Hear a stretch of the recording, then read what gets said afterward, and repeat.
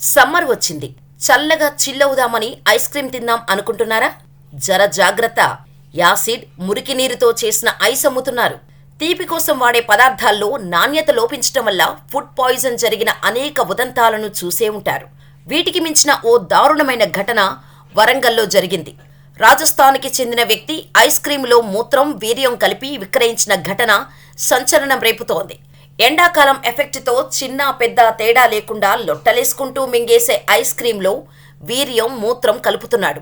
రోడ్డుపై ice cream అమ్ముతున్న వ్యక్తి దానిలో వీర్యం కలుపుతున్న విజువల్స్ ఇప్పుడు తెలుగు రాష్ట్రాల్లో సంచలనంగా మారింది.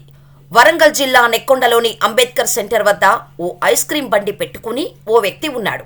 సడన్ గా ఏం గుర్తొచ్చిందో ఏమో ఐస్ క్రీం బండి దగ్గరే జననాంగాన్ని బయటకు తీసి పని కానిచ్చేస్తున్నాడు. అది కూడా అక్కడో ఇక్కడో కాదు, ఎవరికీ కనిపించకూడదనుకున్నాడో ఏమో బండిపైన ఐస్ క్రీం పెట్టే స్థలంలో ఈ గలీజు పని చేశాడు.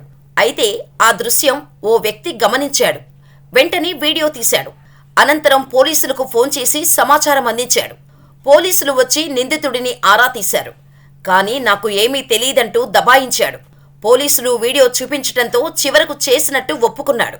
అయితే ఆ వ్యక్తి రాజస్థాన్కు చెందిన కాలురం కుర్బియా అని పోలీసులు తెలిపారు. Food inspector Krishnamurthy ice cream samples కూడా తీసుకున్నారు.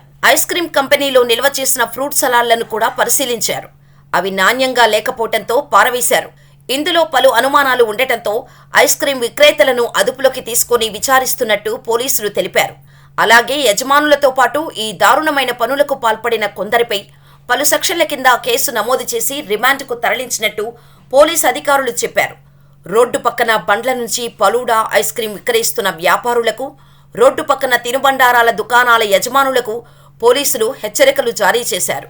ఎండాకాలం ఎఫెక్ట్తో చిన్న పెద్ద తేడా లేకుండా లొట్టలేసుకుంటూ మింగేసే ఐస్ క్రీంకు డిమాండ్ పెరగటంతో నకిలీ మాల్ దందా జోరుగా సాగుతోంది.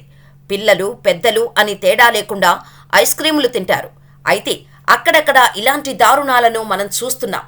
ఏమాత్రం ప్రజల ఆరోగ్యాలపై శ్రద్ధ లేకుండా కొందరు వ్యాపారులు ఇలా ప్రజల ఆరోగ్యంతో ఆడుకుంటున్నారు. ఇకనైనా బయట ఫుడ్ తినేవారు జాగ్రత్తగా ఉండండి. కోరి అనారోగ్యాలను కొని తెచ్చుకోకండి.